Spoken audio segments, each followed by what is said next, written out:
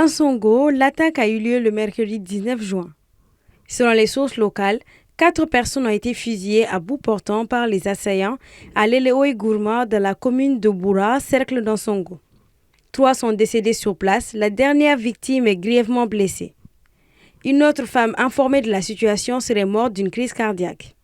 En raison de ces attaques répétitives, la localité de Gourma serait en train de se vider de sa population. Ceux-ci fuyant les attaques se dirigent vers le Aoussa Foulane, un village de la commune de Gabero dans la région de Gao.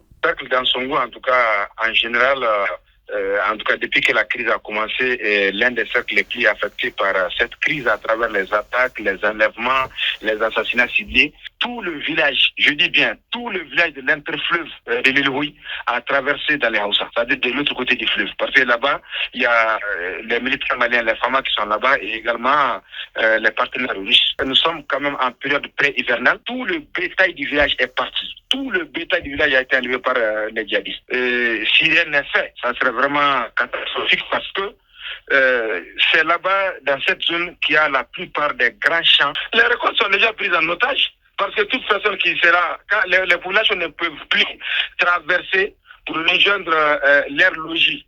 C'est-à-dire que dans les gourmands, à plus forte raison de partir dans les champs. Donc, tant que les gourmands ils ne sont pas sécurisés, ils ne pourront plus retourner chez eux dans les gourmands, à plus forte raison cultiver les champs. Et c'est la famine, c'est bonjour la famine. Le lendemain de l'attaque à Ansongo, des hommes armés non identifiés ont également attaqué un bar à Douanzan. Le bilan fait état de 4 morts, dont le propriétaire du bar et d'autres blessés légers.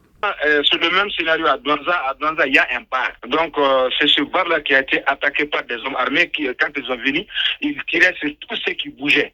Et du coup, le propriétaire du bar a perdu sa vie, sa femme a été blessée, et également d'autres personnes qui fréquentaient le bar, également, il y a eu 4 morts. Tant que le gourmand n'est pas sécurisé, tant qu'on n'installe pas peut-être des postes militaires, ou bien qu'il y a des patrouilles, qu'il y a des frappes aériennes, parce que les nids de ces bandits sont connus dans les gourmands, dans la zone de l'Eloï, dans la zone de l'Afzanga, dans la zone de Ouattaguna, dans la zone de Fafa.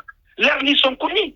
Les nids sont connus, il faut les bombarder. À part Ansongoville, le reste d'insécurité règne. Oui, malgré que l'armée, en tout cas, fait des opérations chaque jour que Dieu fait, mais nous-mêmes, on se pose la question d'où viennent ces bandits? D'où viennent ces djihadistes qui n'en finissent pas? Selon les sources locales, c'est la 2e fois que les populations du village de Leleoy Gourma sont victimes de fusillades perpétrées par des hommes armés. Le 15 avril déjà, une attaque similaire avait fait 3 morts et 1 blessé.